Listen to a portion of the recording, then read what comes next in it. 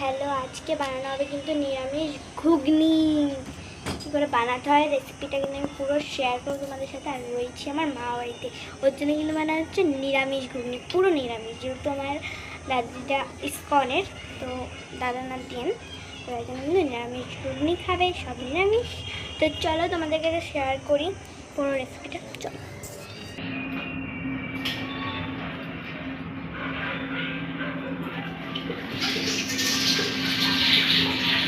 এর মধ্যে কাবলি ছোলা দিয়েছে।